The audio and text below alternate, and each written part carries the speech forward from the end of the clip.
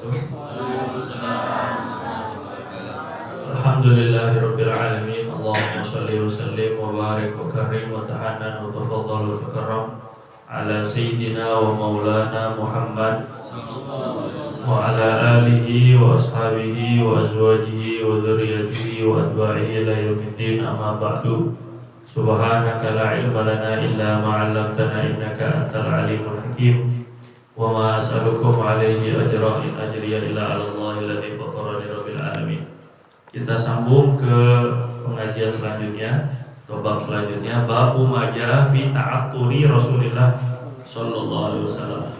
Bab mengenai tentang hadis-hadis tentang berwangian, memakai parfum, memakai minyak wangi, ta'attur, memakai minyak wanginya Rasulullah sallallahu alaihi wasallam.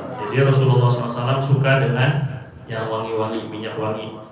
An Anas bin Malik radhiyallahu taala anhu qala, daripada Anas bin Malik radhiyallahu taala anhu berkata, kana li Rasulillah sallallahu alaihi wasallam, Rasulullah SAW memiliki sukatun, satu jenis minyak wangi disebut dengan sukah. Sukah itu minyak wangi campuran kasturi, sama ada satu jenis minyak wangi lagi namanya romak. Itu jenis bau minyak wangi zaman Nabi, campuran antara kasturi dengan romak. Jadi kalau kasturi itu memang adalah minyak wangi yang dipakai oleh, atau misik biasanya itu adalah minyak wangi ahli surga, khitamuhu misk. Dan bahkan sampai ininya, minuman ahli surga itu penutupnya saja bau misik, bau kasturi. Jadi kasturi ini adalah minyak yang paling disukai oleh Nabi, misik itu. Nah, misik sendiri macam-macam, kalau dicampur ini campur ini, ada misik ini misik itu, namanya misik putih, misik hitam, misik hijau, misik hijau misalnya. Itu suka, itu jenis misik yang ada campuran romaknya namanya. Ya tatayyabu biha, beliau tatayyabu minha, Nabi menggunakan minyak wangi dari minyak wangi kasturi tersebut. Jadi kita kalau pakai minyak wangi, wangi apa saja boleh, yang penting minyak wangi. An Sumamah ibni Abdillah radhiyallahu taala anhu kana Anas bin Malik la yarudut tib. Adalah Anas bin Malik, sahabat Nabi Anas bin Malik, la yarudut tiba, tidak pernah menolak pemberian minyak wangi. Jadi kita kalau diolesin orang atau ditawarin orang minyak wangi, jangan nolak. Hukumnya makruh menolak minyak wangi. Kalau dikasih minyak wangi jangan nolak, walaupun kita mungkin nggak suka baunya atau menutup wangi yang sudah kita pakai. Kan kadang-kadang kita beli minyak wangi yang lumayan berharga lah, ada harganya lah kan.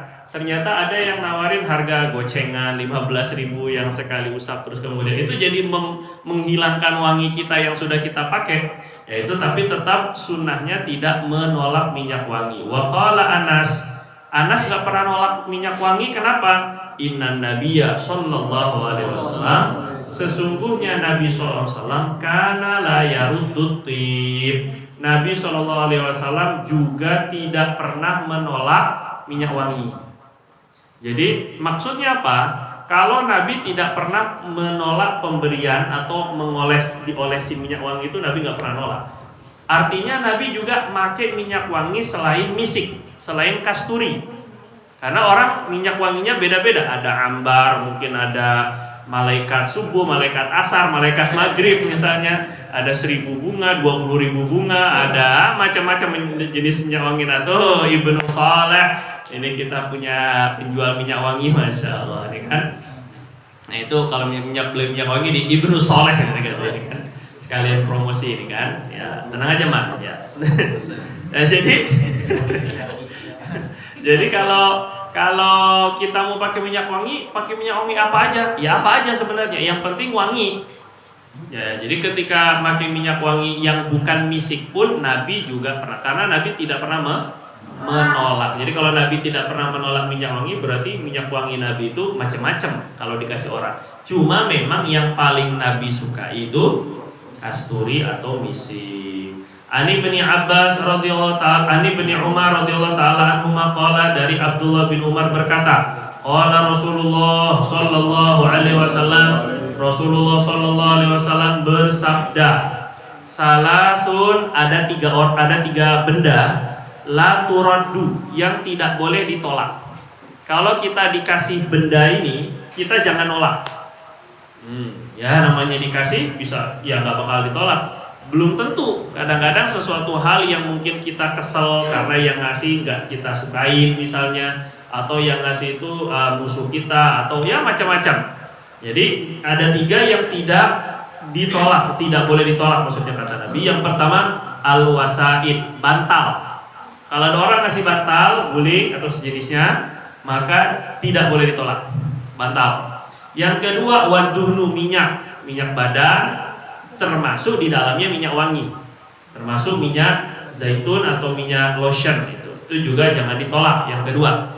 Yang ketiga walaban, susu juga begitu. Apa itu? Nah, susu juga jangan ditolak kalau ada orang ngasih susu. Jadi kata ulama, kenapa yang tiga ini nggak boleh ditolak? Karena ada rasa jasa, merasa minah tuh apa kita sebut? Ada utang jasanya tuh kecil. Jadi gini Pak, masalahnya adalah ketika kita memberikan sesuatu atau diberi sesuatu, biasanya orang yang memberi itu merasa berjasa kepada kita, sehingga kita takut ada utang jasa. Paham ya? Jadi kalau kita diberi sesuatu, pasti kita akan ada utang jasa. Makanya ulama nggak boleh menerima sembarangan hadiah. Takutnya, apalagi kalau maaf sekali, takutnya kalau dari pemerintah misalnya, nanti ketika ada kebijakan, ketetapan yang bertentangan dengan syariah, nggak bisa ngomong. Karena mau ngomong gimana? Udah kemakan 1M? Ya, gimana mau makan? Mau ngomong? Insya Allah ada pendapat yang menghalalkan. Ya, padahal ya karena ada 1M-nya itu sebelumnya, karena ada parcel bentuknya mobil Fortuner, nah itu yang bikin jadi halal haram itu, jadi haramnya tuh nggak jelas gitu maksudnya. Nah itu maksudnya. Jadi tapi kalau yang benda-benda yang kayak gini, ini kecil, utang jasanya tuh kecil, cuman bantal ya, cuman minyak wangi ya, cuma itu maksudnya. Di antara hikmah tidak boleh ditolak. Kemudian an Abi Hurairah radhiyallahu taala anhu qala, berkata Abu Hurairah radhiyallahu taala anhu berkata, qala Rasulullah sallallahu alaihi wasallam, Rasulullah SAW bersabda, Nabi SAW bersabda, tibur rijal, minyak wangi laki-laki, ma dhahara rihuhu. Kita kalau mau pakai minyak wangi, kata Nabi yang laki-laki ini, ma dhahara rihuhu, yang pekat, yang kental baunya. Baunya nyengat. Kalau minyak wangi laki-laki itu yang baunya nyengat. Wa khafiya launuhu, dan warnanya enggak pekat, enggak kental. Warnanya enggak kental, warnanya enggak pekat, tapi baunya nyengat. Ini minyak wangi laki-laki mestinya yang kayak gitu. Mungkin warnanya putih, mungkin warnanya agak keabu-abuan, mungkin warnanya enggak terlalu seperti merah za'faron. Itu kalau ditaruh di di baju merah, baju kita. Nah itu za'faron, tapi baunya nggak terlalu kuat banget kalau za'faron itu.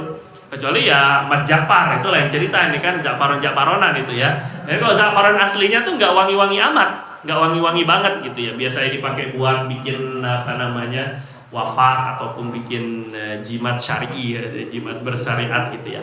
Nah ini kalau minyak laki-laki itu yang warna mungkin bening warnanya, mungkin agak putih, tapi baunya nyengat. Makanya paling pas ya misik itu, misik arus atau misik Madinah, atau orang sebut misik Nabi itu dia. Watibun nisa, dan juga sedangkan minyak wangi perempuan kebalikannya, ma dhahara launuh, yang warnanya pekat, warnanya kuat, tapi wa khafiya rihu, tapi baunya tuh nggak kuat. Kalau laki-laki kalau mau pakai parfum, kalau mau pakai minyak wangi, warnanya nggak pekat warnanya, tapi baunya kuat. Tapi kalau perempuan sebaliknya, kalau pakai minyak wangi perempuan itu yang warnanya pekat, tapi baunya nggak nyanter, baunya nggak kuat. Ini minyak wangi perempuan. Jadi sebuah hadis, jadi boleh nggak perempuan pakai minyak wangi? Boleh, tapi dengan kriteria seperti ini. Dan yang kedua, niatnya bukan untuk untuk show up, untuk tampil di depan laki-laki yang bukan mahram, bukan. Sebuah hadis Nabi SAW katakan ayyuma imra'atin ta'at torat, mana-mana perempuan yang pakai minyak wangi, famarat ala kaum, kemudian dia lewat di satu kumpulan laki-laki, liyajidu rihaha, sengaja dia lewat biar orang laki-laki nyium baunya. Nah, ini biasa di iklan-iklan itu dosa semuanya itu kan, karena justru malah itu yang Nabi SAW nggak memperbolehkan. Ketika laki-laki nyium, nah begitu itu kan iklan, mana ada kayak gitu, ada juga begitu yang ada kita tutup hidung. Jadi kata Nabi, orang perempuan yang pakai parfum dia sengaja lewat depan laki-laki agar keciuman baunya, fahiya kada wa kada aizaniyah, maka si perempuan itu kata Nabi seperti pezina, seperti pelacur, karena yang kebiasaan menggoda kayak gitu tuh pelacur. Jadi itu menyerupai dengan pelacur, nggak dikatakan pelacur, cuman bahasa Nabi itu agak tajam sedikit ya. Makanya kita nggak boleh perempuan itu kalau sampai minyak wanginya itu nyanter banget, parfumnya itu sangat nyanter, justru sengaja dia biar laki-laki nyium, itu nggak boleh. Berikutnya an Abi Utsman An-Nahdi radhiyallahu taala anhu qala Rasulullah sallallahu alaihi wasallam, Rasulullah sallallahu alaihi wasallam bersabda, idza u'tiya ahadukum apa ar-raihana, apabila salah seorang kalian dikasih raihan. Raihan itu artinya bunga-bungaan atau minyak wangi dari bunga. Kalau kalian dikasih bunga atau minyak wangi dari bunga, berarti maknanya ada yang namanya minyak wangi bunga tadi itu, 1000 bunga tadi itu, ataupun juga minyak wangi mawar, melati, semuanya indah ataupun juga minyak wangi apalah dari bunga-bungaan, itu juga ada dalam hadis itu. Maksudnya kalau kalian diberikan raihan, minyak wangi daripada bunga, atau dikasih bunganya langsung, fala yaruddahu, maka jangan menolaknya. Kalau dikasih bunga, bukan bunga bank ini ya, bukan bunga pinjaman, bukan, jangan dipelintir, ini bunga beneran. Kalau dikasih bunga, maka jangan ditolak. Kalau dikasih minyak wangi dari bunga juga jangan ditolak. Apa alasan Nabi? Fa innahu kharaja minal jannah. Karena sesungguhnya bunga-bungaan itu asalnya keluar dari surga. Karena yang wangi-wangi itu adanya di surga. Dia keluarnya dari surga. Ima ini hakikat ataupun majaz. Baik ini maksudnya memang bunga itu sendiri seperti Hajar Aswad, itu asalnya daripada batu surga, atau majaz. Jadi sama bunga juga begitu. Dulunya awal pertama kali bunga pertama kali di muka bumi itu diturunkan daripada surga, bisa bermakna seperti itu. Atau yang dimaksud seperti ada dalam surga wangi-wangiannya. Babu kaifa kana kalamu Rasulillah. Jadi intinya minyak wanginya Nabi itu misik yang tercampur dengan romak tadi itu, atau disebut dengan sukah. Kemudian Nabi boleh pakai minyak wangi apa saja, tidak boleh nolak. Maksudnya berarti minyak wanginya apa saja. Dan juga raihan, ataupun juga tadi minyak wangi apa? Bunga. Kemudian kaifa kana kalamu Rasulillah, bagaimana Rasulullah berbicara. Ngomongnya Nabi itu gimana? Pembicaraannya Nabi itu gimana? Allah. An Anas bin Malik radhiyallahu taala anhu qala kana Rasulullah sallallahu alaihi wasallam, Rasulullah sallallahu alaihi wasallam yu'idul kalimah, suka mengulang-ulang kalimat, mengulang-ulang kata, mengulang ucapannya. Kalimat di sini kalam, suka mengulang ucapannya salasan 3 kali. Nabi sallallahu alaihi wasallam bilang, ala adullukum, apakah kalian, wallahi la yu'min, wallahi la yu'min, wallahi la yu'min, demi Allah enggak beriman. Diam dulu. Demi Allah enggak beriman. Diam dulu. Demi Allah enggak beriman. 3 kali diulang. Baru kata sahabat, siapa Nabi yang dimaksud enggak beriman? Alladzi la yamanu jaruhu bawa'iqahu, yang tetangga enggak merasa aman dari dia. Yang tetangga merasa keganggu mulu sama dia, kata Nabi enggak beriman, enggak beriman. Diulang sampai 3 kali. Dan banyak hadis-hadis yang Nabi itu ngulang sampai 3 kali. Jadi keseringan, kata Anas bin Malik, Nabi itu kalau ngomong diulang 3 kali. Apa tujuannya? Litu qola anhu, agar difahami. Ucapan Nabi itu difahami. Jadi diulang 3 kali itu, pertama mungkin gak ngeh, yang kedua untuk memastikan, yang ketiga untuk memahami dengan baik. Ini juga menjadi salah satu bentuk metode cara Nabi ngajar. Jadi kita kalau ada yang jadi guru mungkin di sini, guru ikroka, guru apa, guru matematika, paham nggak? Nggak, ulang lagi sekali. Paham nggak? Nggak, ulang lagi sekali. Berarti sampai 3 kali. Intinya biar apa? Biar paham. Jadi pengulangan pelajaran itu sudah dilakukan oleh baginda Nabi SAW dan itu sunnah. Jadi kita kalau ngomong itu diulang lagi 3. Tapi nggak semua omongan tentu. Kalau gitu nggak habis-habis ya 3 kali majelis 1 kali diulangi kan nggak mungkin kan. Nah, jadi maksudnya ini beberapa yang mau ditekankan Nabi. Nabi sering kali ngulang-ulang sampai 3 kali. Makanya wajar kalau sahabat itu setelah majelis selesai bisa hafal, bukan hanya paham. Ucapan Nabi itu bukan hanya paham, tapi hafal. Makanya bisa menyampaikan atau meriwayatkan hadis beberapa kali ya. Anil Hasan ibni Ali berikutnya. Anil Hasan bin Ali radhiyallahu anhuma, dari cucu Nabi Hasan, Sayyidina Hasan radhiyallahu an, qala sa'altu khali, itu salah, Hinda bena Abi Halah. Saya pernah bertanya kepada paman saya, Om Hindun bin Abi Halah. Ini sudah pernah nih di riwayat pertama.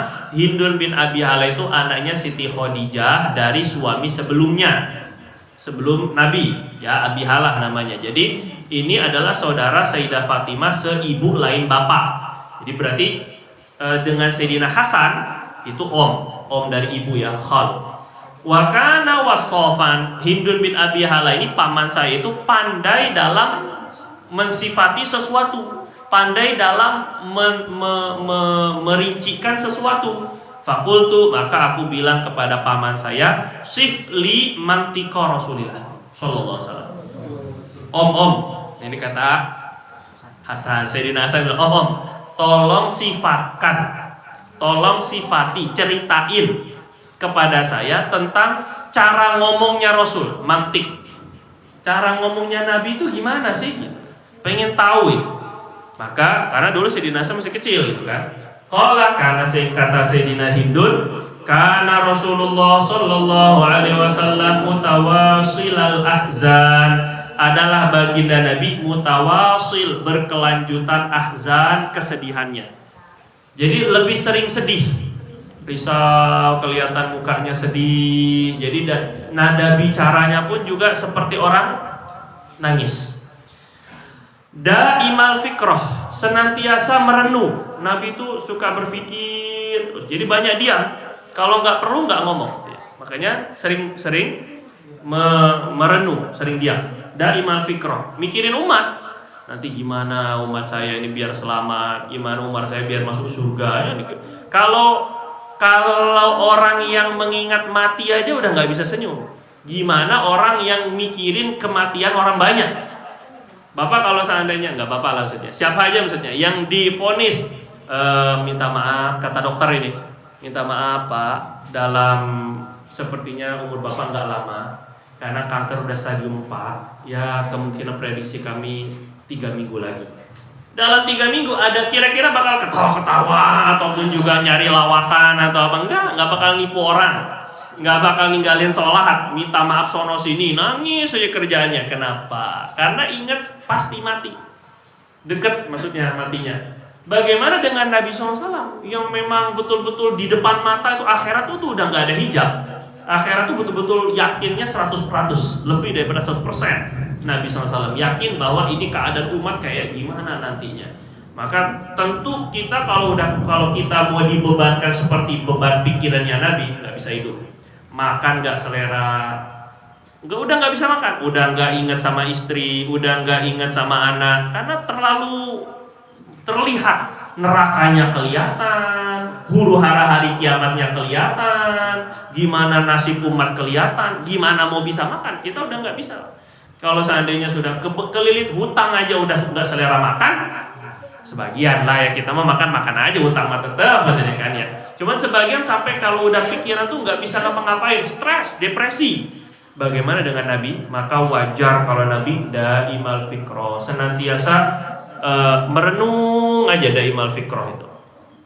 Laisat lahu rohah, tidak ada bagi beliau rehat, santai-santai rehat. Ini maksudnya kebanyakan. Jadi Nabi itu kebanyakannya nggak rehat, pikiran terus, mikir. Karena Karena kesulitan umat ini menjadi harisun alaikum, azizun alaihi ma'anittum, azizun alaihi ma'anittum. Sehingga Nabi itu nggak ada rehat. Maksudnya bukan berarti Nabi nggak tidur, bukannya Nabi nggak pernah bercanda, nanti ada. Cuma kebanyakannya itu maksudnya, kebanyakannya Nabi itu nggak rehat, susah rehatnya, susah istirahatnya. Tawilu sakti, tawilu sakti artinya banyak diam. La yatakallamu fi ghairi hajah, tidak berbicara tanpa ada keperluan. Kalau ada perlu, termasuk perlu itu misalnya untuk bercanda, itu karena perlu. Kalau memang perlu bercanda, bercanda. Kalau sekiranya bercanda itu bisa mendatangkan manfaat, bercanda. Kalau sekiranya nasihat datangin manfaat, nasihat. Jadi kalau nggak perlu, nggak ngomong, diam kebanyakan. Nah, terus ini sunahnya, dia berbicara sesuai dengan keperluan. Berikutnya sunnah berbicaranya Nabi itu yaftatihul kalam wa yakhtimuhu bismillah, memulai ucapan dan mengakhiri ucapan dengan zikir. Memulai ucapan sebelum ngomong bismillah atau alhamdulillah, sholawat, itu namanya zikir. Memulai ngomong tuh pakai zikir. Mengakhiri pembicaraan juga pakai zikir. Wallahu a'lam. Nah, misalnya begitu. Habis jawab, nah, ada yang nanya, wallahu a'lam. Ada wallahu a'lam itu zikir juga, atau walhamdulillah, atau subhanakallahumma wa bihamdika asyhadu, seterusnya. Itu doa itu kalau kita baca, subhanakallahumma wa bihamdika, maka di majelis, di perkumpulan, di pembicaraan kita yang kurang baik, dihapus dosanya sama Allah semuanya.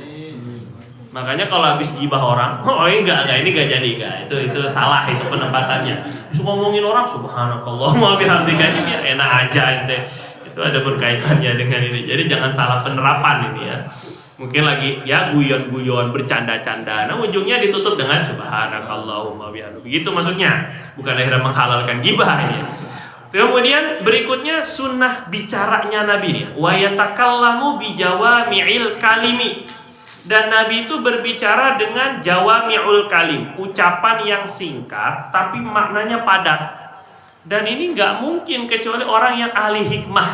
Ahli hikmah itu bukan pintar ngedukun, bukan. Ahli hikmah itu maksudnya punya kebijaksanaan di dalam hatinya, punya ilmu yang dalam hatinya. Itu kalau bicara sedikit tapi mengena banget begitu. Ya, ini bicaranya Nabi SAW. Ya, kita dalam kondisi bisa ngikuti, yang nggak bisa diikuti ya nggak apa-apa, karena itu adalah keistimewaan Nabi. Nabi bilang memang laqad utitu bijawami'il kalim. Saya dihadiahkan Allah ucapan yang singkat tapi maknanya dalam. Al haya'u minal iman. Gitu doang kan.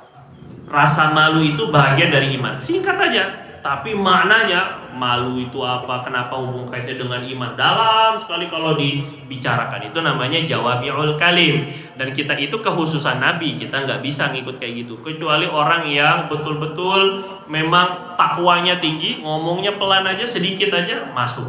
Kalamuhu faslun. Penting ini, pembicaraan Nabi itu jelas. Faslun itu artinya enggak ngomong tuh nyerocos saja. Bukan, faslun ada jedanya, jelas. Faslun juga bisa diartikan jelas. Jadi ngomongnya itu jelas. Ngomong apa sih lu? Nah, itu nggak jelas itu nggak sesuai sunnah Nabi itu. Tapi ngomongnya Nabi itu jelas. Makhrajnya, kalau Arab ada makhrajnya. Makhrajnya jelas, intonasinya jelas, jedanya jelas. Nah, ini juga belajar retorika namanya kalau di dalam ceramah itu. Kalau muhadharah atau latihan ceramah biasanya santri, itu diantaranya ini yang ditekankan ya, kejelasan dalam berbicara. La fudula wala taksira. Tidak berlebihan, tidak juga kurang. Tidak berlebihan sampai orang bosan. Nah, ini juga syahwat. Syahwat ada syahwat makan, ada syahwat jima, ada syahwat ngomong, ada syahwat tidur. Jadi syahwat ngomong itu musibah. Maunya ngomong aja, dia aja yang ngomong, nggak mau dengerin orang kadang. Maunya dia aja yang ngomong, tapi dengerin orang nggak suka dia. Kalau kadang kita ngomong diputus, nah ini fudul, berlebihan ngomong namanya. Nanti berat hisapnya. Sebahagian bahkan ulama, kiai, ustadz, waktunya udah habis, panitia suruh 1 jam doang. Ini 2 jam panjang banget ini orang udah pada nggak paham masih ngomong aja. Itu fudul, nggak benar. Walaupun isinya tuh ilmu, tapi orang nggak bakal bisa nerima. Kalau udah kelebihan tuh udah muak. Kalau bahasa kasarnya tuh begitu, Mas. Makanya penting ini ditanya berapa menit saya punya waktu. Begitu, disuruhnya 15 menit. Malah mukodimahnya dipanjangin. Ya kadang-kadang sebagian itu kan ustadz-ustadz kan pinter dia orang. Pinter ngelabui maksudnya pinter untuk suruhnya 15 menit itu berarti namanya kultum, kuliah.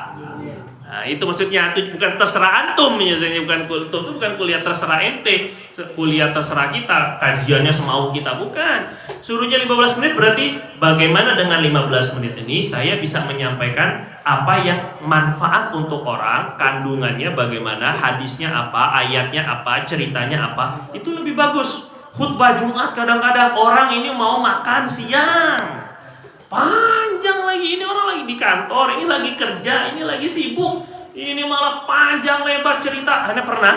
Allahu Akbar. Cuman cerita tentang sembelih ini tuh cerita tentang kurban. Ini momennya momen Idul Adha ya. Kurban itu khutbah Jumat, tapi ceritanya dari Nabi Adam. Itu boleh bayangin nggak? Dari Nabi Adam ke Nabi Ibrahim itu diceritain, ada nabi ini apa maksudnya?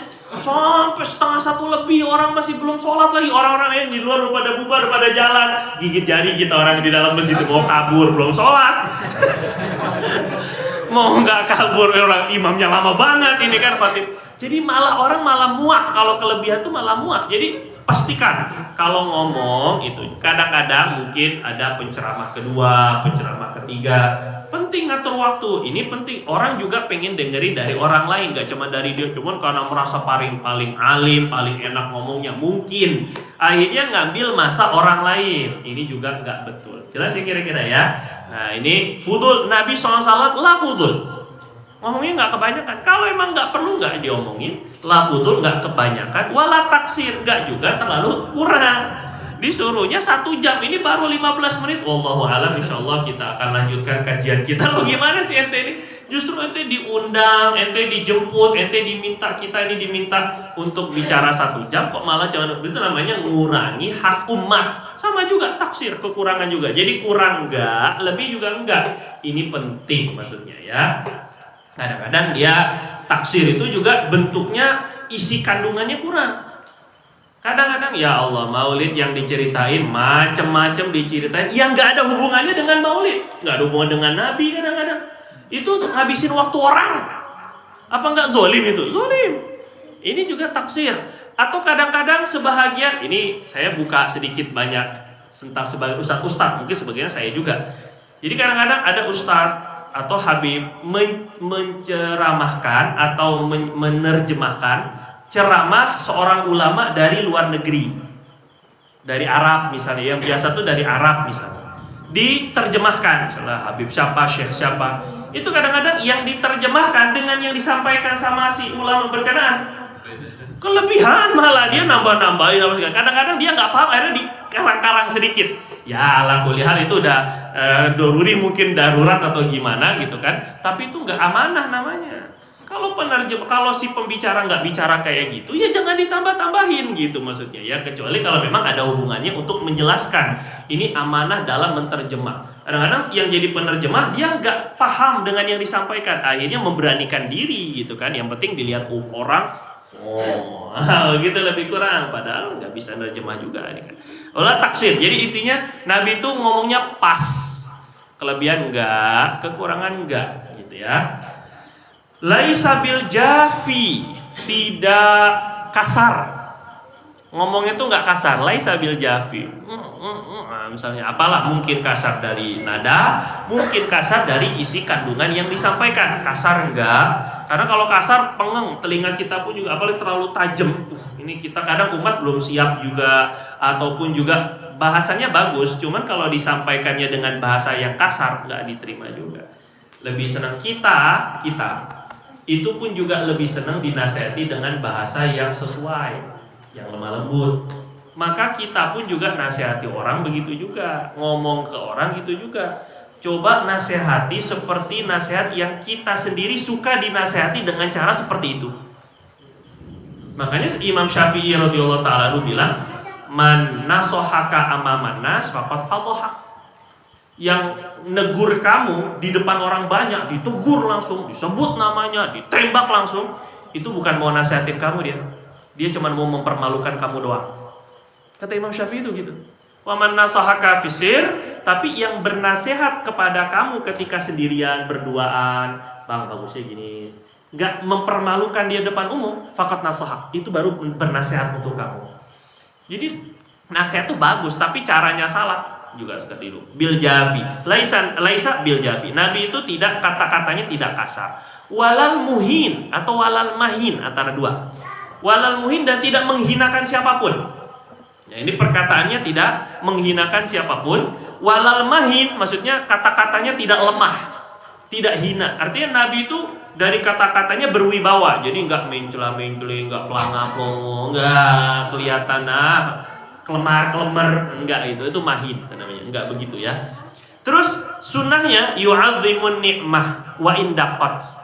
Nabi itu mengagungkan nikmat walaupun nikmat itu kecil. Masya Allah, alhamdulillah, aneh dapat teh, nah, gitu lebih kurang. Walaupun ya teh paling berapa harganya, wa indaqat, walaupun kecil tapi diagungkan nikmat itu. Yu'azzimun nikmah. La yadhummu minha syai'an, tidak pernah mencela sedikit pun nikmat Allah. Walaupun sedikit, alhamdulillah dapatnya sehari ini cuma dapat 5.000, alhamdulillah. Begitu maksudnya. Enggak pernah Nabi itu mencela, cuma dapat goceng, buat apaan hari ini goceng kagak dapat apa-apa. Enggak. Ini sampai ini ke istri-istri antum ini. Potong langsung, serok langsung disebar. Jadi menjual atas nama aneh jadi ujungnya kan, ente kan nggak berani ngomong kan, ente kan, soalnya kan bilang Nabi SAW itu membesarkan nikmat walaupun kecil, nggak pernah nyela. Karena ketika nikmat itu dibesari, yang ngasih nikmat seneng. Kalau yang ngasih nikmat seneng, maka akan ditambah lagi la isyakartum lazidannakum. Kalau syukur itu, bahagian syukur adalah membesarkan nikmat. Ghaira annahu, tetapi ya tetapi baginda lam yakun yadhummu ta'aman wala yamdahu. Tetapi Nabi tidak mencela makanan. Kalau Nabi zawaqan itu bukan zawaqan, enggak pakai tasydid. Nabi tidak mencela makanan, gak enak buang. Ini sunnahnya kalau nggak suka makanan nggak enak, tinggalin, jangan dikomentar. Kalau ditinggal, Nabi, orang-orang tuh udah tahu kalau Nabi nggak mau makan berarti Nabi nggak suka, begitu aja. Tapi nggak perlu di komentar. Sambelnya kurang terasi ini, misalnya. Akhirnya ditinggal, tapi diomongin dulu baru ditinggal biar puas. Nah ini tinggalin langsung. Kalau seandainya nggak enak pun jangan diomongin, kecuali memang niatnya nasihat. Kalau nasihatnya nggak apa-apa, bagus, bang. Ini kurang garam bang, takutnya nanti orang-orang lain malah komplain, malah abang ditinggal sama pelanggan. Itu bagus, karena itu nasihat, itu bukan mencela namanya. Yang mencela nggak boleh. Wala yamdahu, dan tidak juga terlalu memuji-muji. Padahal kurang enak. Masya Allah, ini lezat banget, ini rasa hotel bintang 5 ini. Lebihan banget itu, nggak perlu yang kayak gitu. Nasi goreng pinggir jalan aja kok bintang 5 tuh gimana ceritanya. Jadi nggak juga mencela, nggak juga terlalu memuji. Ya enak ya, bilang enak cukup, nggak terlalu banget memuji makanan. Karena kalau orang terlalu banyak memuji makanan, ini kata ulama, itu berarti menunjukkan kecintaan kepada makanannya kuat. Nah berarti cinta dunia lah boleh begitu lebih kurang ya kayak saya juga gitu kan, kita juga ini.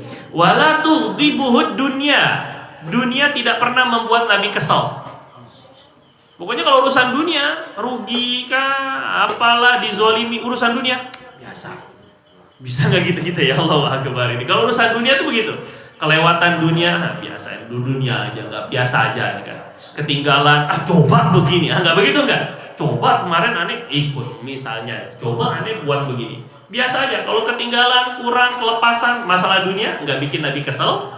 Tapi urusan wala makanalaha, dan tidak membuat kesal apapun yang berkaitan dengan dunia, nggak kesal. Fa idza tu'diyal haqqu, Perhatikan ini ya, marahnya Nabi. Nabi itu marah, bukan nggak marah. Fa idza tu'diyal haqqu, ketika dilewati batas kebenaran, ketika dilanggar hak itu maksudnya kebenaran, baik itu hak orang sehingga ada orang yang dizolimi, ataupun hak Allah sehingga ada perkara agama yang dilanggar, maka lam yakum li ghadabihi syai'un hatta yantasira lahu. Nabi tidak ada sesuatu apapun, seorang pun yang bisa menandingi, lam yakum, tidak bisa menandingi marahnya Nabi. Marah semarah-marahnya ketika orang nggak sholat jamaah, sampai saya mau bakar itu rumahnya, marah semarah-marahnya. Ketika ada yang wudunya nggak benar, Nabi bilang wailun lil aqabi minan nar, celaka tuh tumit-tumit yang wudunya nggak kena air, tumitnya nanti kena neraka.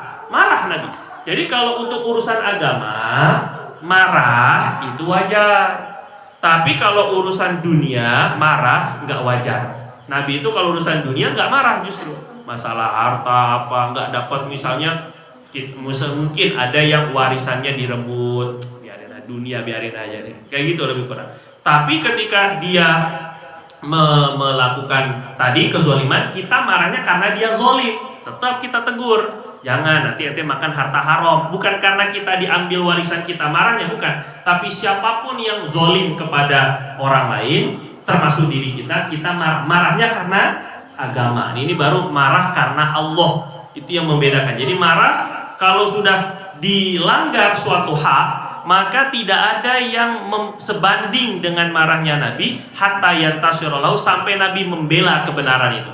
Wala yaghdabu li nafsi, Nabi tidak marah karena dirinya sendiri. Maksudnya untuk membela dirinya Nabi enggak. Wala yantasiru laha, tidak membela diri. Nabi kalau ditarik sampai lehernya merah sekalipun, ditarik gamisnya dari belakang sampai kecekek, Nabi pernah lehernya sampai ada merah-merahnya, Nabi enggak marah. Tapi saat ketika ada orang yang yang melanggar peraturan, melanggar syariat, Nabi baru marah. Idza asyara bikafi asyara wa idza asyara bikafi kulihat, maksudnya apabila beliau nunjuk sesuatu. Nah ini sunnah. Kalau nunjuk sesuatu, Nabi itu nunjuknya pakai semua tangan, semua jari, pakai seluruh telapak tangan. Di mana? Di sana. Jadi bukan pakai satu jari kalau nunjuk itu di sono. Kalau orang Jawa pakai jempol di sono. Masih sopan, tapi lebih sopan Nabi. Nabi itu kalau nunjuk itu pakai semua jari. Di mana Pak rumah fulan? Rumahnya Bapak fulan. Oh di sana. Nunjuknya itu pakai semua jari, pakai semua tangan. Jadi bukan pakai satu tangan, gitu ya. Ini nunjuknya. Ini sunnah. Wa idza ta'ajjaba qalabaha. Kalau beliau takjub, heran dengan sesuatu, beliau akan membalikkan tangannya. Kalau heran, nah itu kalau orang heran, kenapa? Suka gini, tangannya tuh, ekspresi body language, bahasanya gitu ya, bahasa tubuhnya itu. Kalau lagi heran, qalabaha, Nabi akan membalik tangannya. Kenapa? Nah itu sunnah juga. Cepat sekali Isya ya.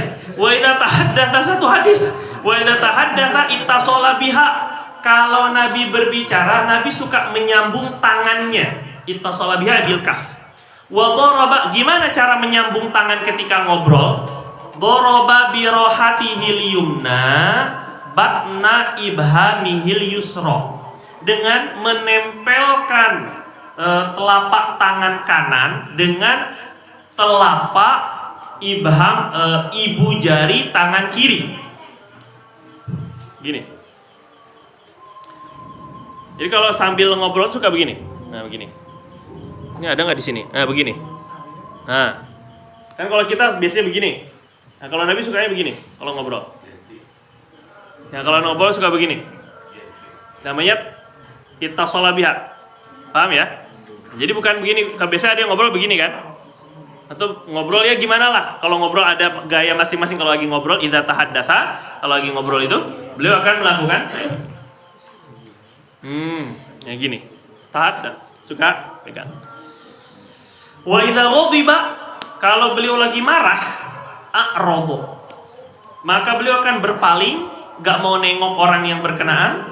Wa asyaha, dan Hasyahah itu artinya serius, sungguh-sungguh dalam berpaling. Jadi benar-benar nggak mau lihat. Ada Nabi, saya habis berzina. Nabi kan nggak mau ada orang ngaku zina, nggak suka Nabi. Maksudnya udah ente taubat aja, itu maksudnya Nabi. Tapi dia udah ngaku, maka Nabi berpaling.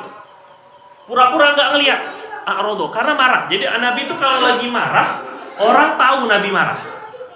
Nggak suka tuh mukanya kelihatan berpaling ya. Wa idza fariha, kalau Nabi lagi senang, ghadda tarfahu, maka beliau akan memejamkan matanya. Senyum sambil majemin matanya. Ini kalau lagi senang itu sambil mejam mata. Kalau kita ngantuk, tidur gitu kan di majelis. Itu kan lagi senang bukan gitu. Senang karena majelis ya. Nah, sekalian ngantuk. Jullu dhahikihi at-tabassum. Kebanyakan ketawanya Nabi itu senyum aja. Jadi nggak ngakak. Koh-kohak namanya. Bukan wah, enggak gitu enggak. Senyum aja. Selucu apapun senyum. Paling banter, nanti ada nih senyumnya Nabi setelah ini. Paling banter itu kelihatan nawajid. Nawajid itu gigi setelah taring, lebih dalam nih nawajid. Jadi gini doang. Itu paling nggak pernah wah kebuka muka mulut itu nggak pernah Nabi itu. Nabi kalau ketawa cuman senyum. Senyum aja. Coba antum praktekin. Berat ini berat. Lagi lucu-lucunya. Ini lagi lucu-lucunya ini. Nah, ini kan. Itu cuma senyum aja, enggak ngakak begitu enggak. Jadi ketawa ngakak itu enggak boleh, bahkan bisa mematikan hati ya. Jadi Nabi kalau kebanyakan ketawanya senyum. Bahkan kalau senyum di sini tuh hanya bibirnya aja. Yaftaru, beliau pernah yaftaru artinya senyum. Beliau senyum an mithli habbil ghamam. Kalau beliau senyum itu terlihat seperti ada habbil ghamam, potongan-potongan awan. Karena giginya putih. Jadi ketika senyum itu seperti putihnya awan, bukan awan mendung ya, tentu ya awan yang cerah gitu ya. Itu seperti giginya putih. Jadi kalau senyum itu bagus, kelihatan giginya itu putih ya. Itu senyumannya Nabi SAW.